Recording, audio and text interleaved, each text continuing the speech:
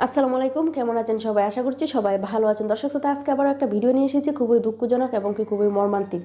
দর্শক শ্রোতা, একজন প্রবাসী ভাই, সে দীর্ঘ 18 বছর প্রবাসে কাজ করে। প্রবাসে কাজ করার পরে তার যা কিছু আছে সব কিছু তার বউর নামে দেয়।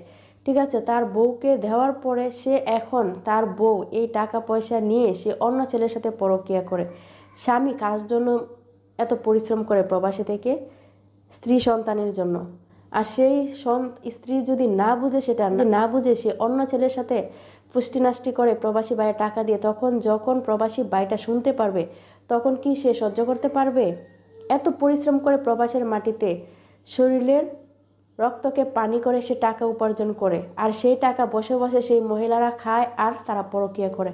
সেটা স্বামী কিভাবে মেনে নেয় বলুন? শেষ পর্যন্ত সেই ভাইটা দীর্ঘ 18 বছর প্রবাস করার পরে সে আত্মহত্যা করেছে। তার বউয়ের এই পরকীয়া সে সহ্য করতে পারে নাই, তার জন্য সে আত্মহত্যা করেছে। তো আমি মেয়েদেরকে বলবো যে আপনারা এই পরকীয়া করে কি শান্তিটা পান? নিজের স্বামী প্রবাসে কাজ করে, যদি আপনাদের ভালোই না লাগে আপনারা আপনাদের স্বামীদেরকে বলতে পারেন যে তোমরা চলে আসো, আমরা থাকতে পারতেছি না, আমাদের ভালো লাগে না। তারপর আপনারা কেন পরকীয়া করেন? পরকীয়া করে কেন আপনারা নিজের একটু সুখের জন্য এই বাড়িটির এই মানুষগুলোর জীবনগুলো আপনারা নিয়ে নেন? আপনি তার জন্য দায়ী। আজকে আপনার জন্য তার মার বুক খালি হয়েছে, বাবার বুক খালি হয়েছে। সে দীর্ঘ 18 বছর প্রবাস করেও কিন্তু সে এখন দেশে বসে যে দুদিন খাবে সেটাও আপনার জন্য হলো না।